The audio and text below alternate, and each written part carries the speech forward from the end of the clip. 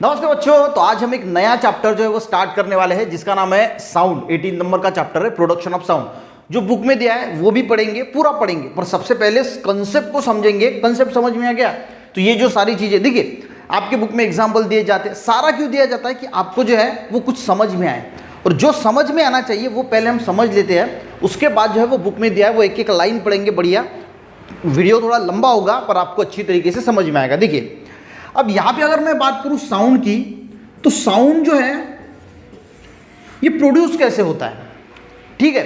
सबसे पहले इस चैप्टर में आपको ये बात याद रखनी है। देखिए पूरे चैप्टर का जो पार्ट आज हम लेने वाले हैं ना, उसमें यही है कि साउंड जो प्रोड्यूस होता है वो प्रोड्यूस होता है वाइब्रेशन की वजह से। किससे प्रोड्यूस होता है? वाइब्रेशन की वजह से। वाइब्रेशन यानी आपने कई बार वाइब्रेशन देखे भी होंगे। ऐसा एक अगर धागा है उसको हम ऐसा ये करते टाइटली बांध दिया, इस धागे को मैंने टाइटली जो है वो बांध दिया और आपने हल्का से इसको ऐसा ये किया तो वो ऐसा हिलता है, ऐसा दिखता है आपको, उसी को वाइब्रेशन बोला जाता है। आपने कई बार देखा होगा जो लाउड स्पीकर होते हैं वहां पे वो जोर जोर से ऐसे ऐसे जहां पे बजते हैं ना वहां पे ऐसा मूवमेंट दिखाई देती है, तो वही वाइब्रेशन होती है। तो वाइब्रेशन की वजह से क्या होता है, तो साउंड कैसे प्रोड्यूस होता है, वहां पे वाइब्रेशन क्रिएट होती है और वाइब्रेशन की वजह से वेव क्रिएट होती है। जो ऐसी ऐसी वेव्स होती है ना वो क्रिएट होती है। जैसे पानी है, एक लेक है जहाँ पे पानी है और पानी जो है वह भी शांत है और आपने पत्थर मार दिया तो पूरे चारों तरफ ऐसी जो है वो वेव जाती है, ठीक है। उसी प्रकार की वेव जब भी मैं आपसे बात कर रहा हूँ, तो बात जब कर रहा हूँ या फिर आपको जो मोबाइल का साउंड आप तक सुनाई दे रहा है तो वो वेव क्रिएट कर रहा है, वहाँ पे वाइब्रेशन क्रिएट हो रही है और वो जो है वो वेव क्रिएट हो रही है और उसकी वेव की वजह से वो एयर के थ्रू आपके कानों तक पहुंच रही है और आपको जो है वो साउंड सुनाई दे रहा है। सिंपल है। पूरे आज का जो टॉपिक हम लेने वाले हैं उसमें आपको क्या बात याद रखनी है कि साउंड जो प्रोड्यूस होता है वो प्रोड्यूस होता है due to vibrations, and vibration create करता है वेव को और हमें जो है वो साउंड जो है वो सुनाई देता है, ठीक है। अब मैं पढ़ता हूं ताकि आपको और अच्छी तरीके से समझ में आ जाएगा। देखिए अब ये थ्योरी क्यों दी जाती है पता है कि आपको यही कंसेप्ट, अब इसमें ये जो पूरा हम थ्योरेटिकल पढ़ने वाले हैं इसमें क्या है, इसमें यही है कि साउंड जो प्रोड्यूस होता है वो वाइब्रेशन की वजह से प्रोड्यूस होता है और वाइब्रेशन वेव को क्रिएट करता है और जिसकी वजह से हमें जो है वो साउंड सुनाई देता है। देखिए some events are given below, put the tick mark. एक तो राइट, अगर आपने जो इवेंट है वो एक्सपीरियंस किए हैं तो आपको राइट करना है, और आपने कभी एक्सपीरियंस नहीं किए हैं तो आपको अपनी मल्टीप्लिकेशन वाला ने क्रॉस का साइन करना है। देखिए क्लैप योर हैंड टुगेदर, जब हम क्लैपिंग करते हैं एक साथ तो वाइब्रेशन क्रिएट होती है। आपने देखा होगा, आपने कई बार प्रोग्राम वगैरह में हम क्लैपिंग करते हैं। प्लेड अ म्यूजिकल इंस्ट्रूमेंट, बहुत बार आपने म्यूजिकल इंस्ट्रूमेंट जो है अगर आप उसको बजा के देखे, तबला है, कोई भी म्यूजिकल इंस्ट्रूमेंट अगर आपने बजा के देखा है तो राइट कीजिए। बस्ट अ फायर क्रैकर, आपने अगर फटाके फोड़े, फटाके तो हम दिवाली में सब फोड़ते हैं तो पता है। नॉक ऑन क्लोज डोर, कोई दरवाज़ा बंद है हमने उसको पे नॉक किया। Whistle using cap on pen, हम सीटी बजाते हैं, ठीक है। प्लेस योर पाम, जब मोबाइल रिंग हो रहा है तो अपनी हथेली वहाँ पे रख दीजिए। Swing the clapper bell and the bell rang, यानी जो मंदिर में जो घंटी होती है उसको बजाने का आपने कई बार बजाई होगी। Metal utensil fell down with clatter, यानी कोई बर्तन जो है वो नीचे गिरता है और एकदम से आवाज़ नहीं आती, वो गोल गोल गोल गोल गोल गोल घूमता है और उसके बाद जो है उसका साउंड जो है वो कम हो जाता है, तो वहाँ पे वो भी आपने जरूर देखा होगा। अब metal utensil there was a thunder climbing the sky, जो बिजली वगैरह गिरती है तो वो भी आपने जो है वो देखी भी होगी, आवाज़ भी सुना होगा।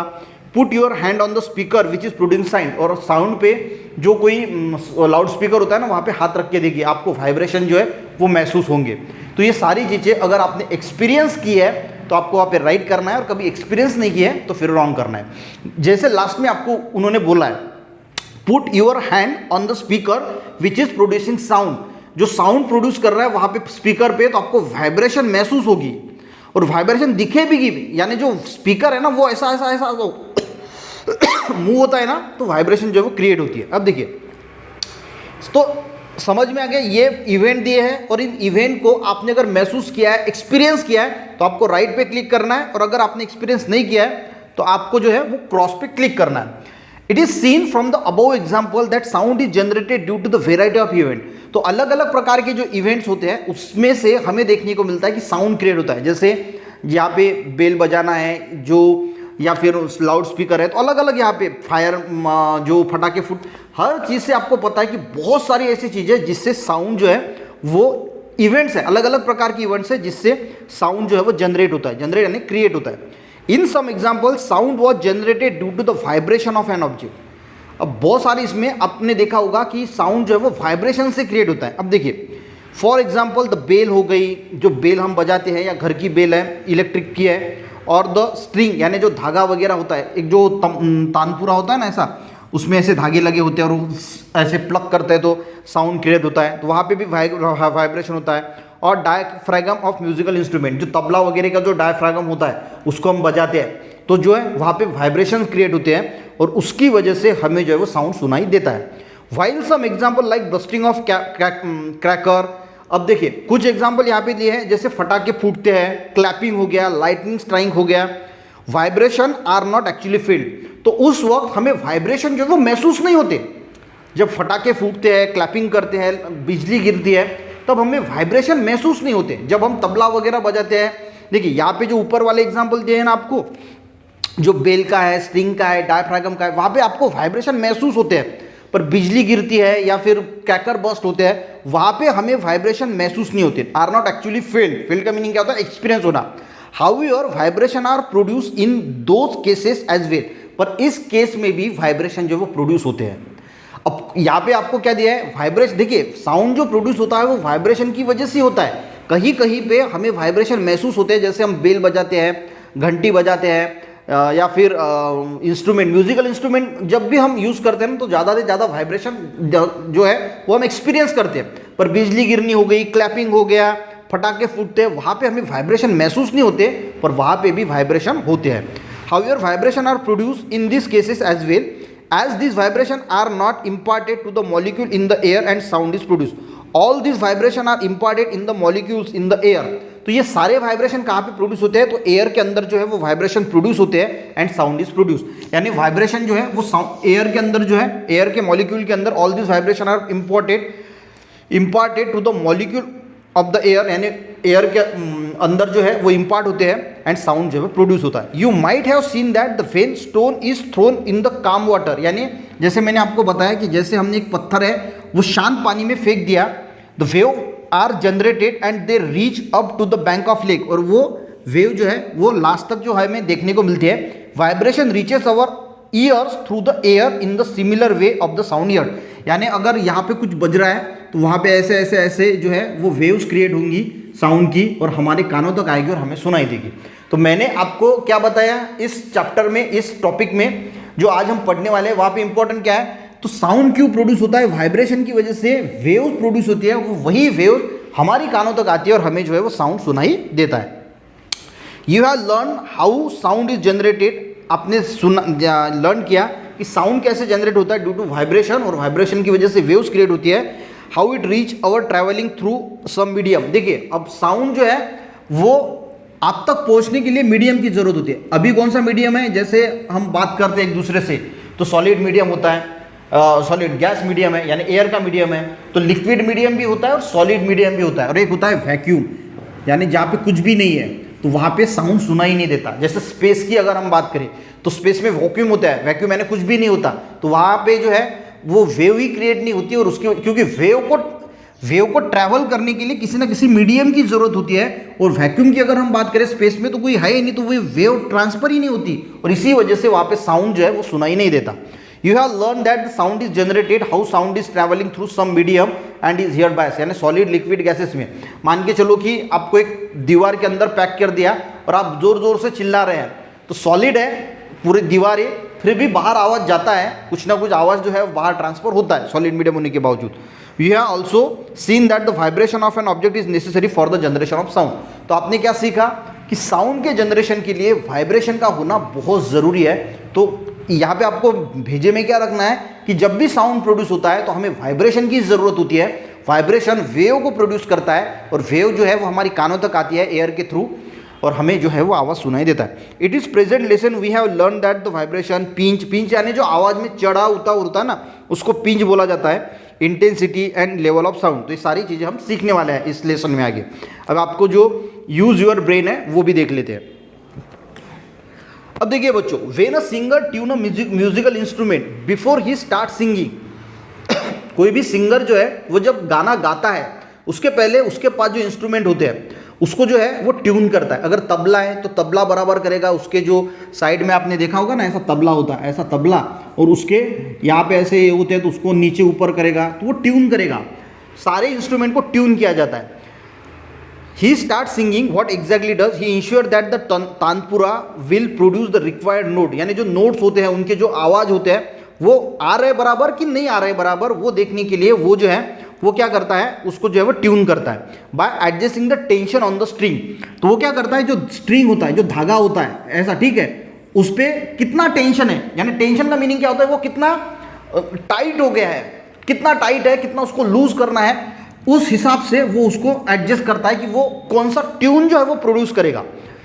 String bye adjusting the tension on it string, that is he tunes the tanpura, और तानपुरा को इस प्रकार से ट्यून किया जाता है।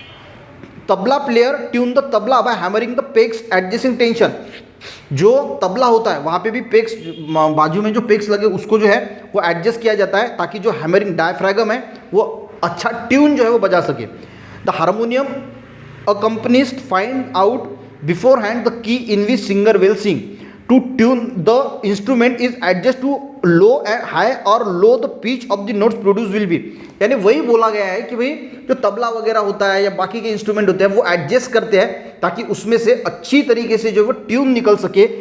The pinch sound depend upon its frequency, तो जो पिंच यानी जो चढ़ा उतार होता है वो फ्रीक्वेंसी पे डिपेंड होता है। तो फ्रीक्वेंसी आगे आएगा ही, तो हम वहाँ पे डिटेल में इसको स्टडी करेंगे, तो आपको याद रखना है the pinch of sound depend on it frequency, जो चढ़ उतार होता है आवाज का वो फ्रीक्वेंसी पे डिपेंड होता है। इन म्यूजिकल नोट सा रे गा मा प द नी आर इंक्रीजिंगली हायर पिच। देखिए जब भी हम सारे गामा बोलते हैं तो जैसे ही हम बोलेंगे ना सारे गा मा प द नी सा, तो ये हर बार हायर पिच में, यानी उसका जो आवाज है वो बढ़ता जाता है। आप करके देखना, उसी को बोला जाता है कि जब सारे गामा आर इंक्रीजिंगली हायर पिच, जब हम सारे गामा बोलते हैं तो वो हायर पिच में जो है वो जाता है, यानी उसका हर बार साउंड जो है बढ़ता है। सा छोटा आवाज होता है, रे ग म ऐसा जो आवाज है वो बढ़ता है। Are increasingly higher pitch the scientific term frequency is measured in pitch, दोस्तों फ्रीक्वेंसी को साइंटिफिक टर्म जो है वो मेजर करने की वो क्या पिंच, यानी कितना चढ़ उतार है आवाज में, वो छोटा सा है वो देख लेते। पीरियोडिक मोशन क्या है, when a string of musical instrument such as the tanpura is plucked, देखिए जो तानपुरा होता है ना उसमें एक धागा लगा होता है, जैसे ही हम खींचते हैं तो वाइब्रेशन क्रिएट होते हैं।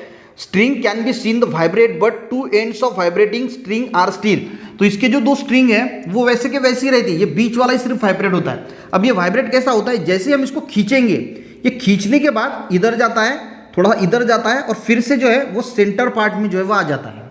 अब देखिए तानपुरे का जो धागा होता है वो खींचने के बाद ये अभी साइलेंट मोड में है, हमने इसको खींचा, प्लंग किया, तो ये प्लंग करने के बाद पहले इधर जाएगा फिर इधर जाएगा, ऐसा ऐसा ऐसा ऐसा मूव होगा, फिर सेंटर पार्ट में आ जाएगा। इसी को पीरियोडिक मोशन बोला जाता है। ऐसा ऐसा जा रहा है और फिर सेंटर पार्ट में जो है वो आ रहा है, तो उसने कौन सी मोशन की, periodic motion. The string can be seen to vibrate but two ends of vibrating string are still as vibrate the string move one side and central position, यानी सेंट्रल पोजीशन से वन साइड में move हुआ and come back to the central position, और फिर से central position पे आ गया। This motion of string is repeated again and again at a fix interval time, और फिक्स इंटरवल के बाद यही प्रोसेस जो है वो होती रहती है, जिसको बोला जाता है पीरियोडिक मोशन। पीरियोडिक मोशन यानी वही प्रोसेस थोड़ी देर के बाद हो रही है। जैसे पहले एक आपने घड़ी देखी होंगी जिसको ऐसा एक होता है और वो इधर जाता है इधर जाता है, ऐसा वो जो आपने देखी होगी घड़ी ऐसा ऐसा, उसका नीचे का जो है वो पार्ट ऐसा हिलता रहता है, वो इधर जाता है फिर सेंटर पार्ट में आता है फिर इधर जाता है, फिर इसको पीरियोडिक मोशन बोली जाती है। वैसे ही धागे का होता है, जो तानपुरे का धागा होता है ना उसी को, तो आपको पीरियोडिक मोशन समझना है। पीरियोडिक मोशन यानी the motion of string is repeated again and again, यानी कोई भी अगर process again and again fix interval of time में रिपीट हो रही है तो उसको हम पीरियोडिक मोशन बोलेंगे। ऑलवेज रिमेंबर पढ़ लेते हैं और यहाँ पे स्टॉप हो जाते हैं। Sound is generated by the rhythmic vibration, sound कैसे प्रोड्यूस होता है, रिदम में, एक रिदम में अगर वाइब्रेशन हो रही है तो साउंड जो प्रोड्यूस होता है। Of an object we can hear the sound as long as the object vibrate, we can hear the sound as long as the object, जैसा ऑब्जेक्ट वाइब्रेट होगा तैसे हमें जो है साउंड सुनाई देगा। But when the touch the vibrating object with our hand the vibration stop, जैसे ही हम उसको हाथ लगाते हैं तो वाइब्रेशन जो है वो स्टॉप हो जाती है। अगर मान के चलो ये तानपुरा ऐसा वाइब्रेट हो रहा है, मैंने इसको हाथ लगा दिया तो ये पटकन से स्टॉप हो जाएगा। Stop and we no longer hear the sound, और उसके बाद हमें साउंड जो है सुनाई नहीं देता। Sometimes we see the vibration but sometimes the vibration are so minute so we cannot see them. तो कुछ कुछ वाइब्रेशन जो है वो हमें जो है वो सुनाई देते हैं, और कुछ वाइब्रेशन इतने माइन्यूट, सुनाई भी देते हैं तो सुनाई तो देते ही है, दिखाई देते हैं, पर कुछ वाइब्रेशन इतने छोटे होते हैं कि जो हमें दिखाई नहीं देते। जैसे मैंने आपके एक बड़ा लाउड स्पीकर है ना, वो अगर जब बजता है तो उसका जो स्पीकर है ना उसको ऑब्जर्व करना, वो वाइब्रेशन होता है ना तो हम दिखते भी है वहाँ पे जो वाइब्रेशन हो रहा है वो, ठीक है। Make a list of musical instrument you are familiar with, जो इंस्ट्रूमेंट आपके पास है उसकी लिस्ट बनाना है। Find out which part of instrument vibrate and produce sound, such vibration produce and sound can be studied with the help of simple oscillator. तो ये जो ऑसिलेटर है इसको हम ऑसिलेशन वगैरह क्या है वो नेक्स्ट पार्ट में समझेंगे। तो आज के पार्ट में बच्चों समझने वाला इतना बड़ा आपको थ्योरेटिकल पार्ट दिया, पर दिमाग में यही रखना है कि साउंड प्रोड्यूस होता है due to the vibration, vibration की वजह से वेव्स क्रिएट होती है, और वेव्स की वजह से जो है वो कोई भी साउंड हमें हमारे कानों तक आता है। इसके लिए सॉलिड, लिक्विड और गैस का मीडियम होता है। वैक्यूम अगर है तो वहाँ पे साउंड ट्रैवल नहीं करेगा, जैसे स्पेस है वहाँ पे हमें साउंड सुनाई नहीं देता। तो ये कुछ चीज़ें हैं, पीरियोडिक मोशन है, यानी वही चीज़ रिपीटेडली अगर फिक्स इंटरवल ऑफ टाइम में हो रही है तो उसको पीरियोडिक मोशन बोला जाता है। एक नई टर्म यहाँ पे आपको ऐड हुई है।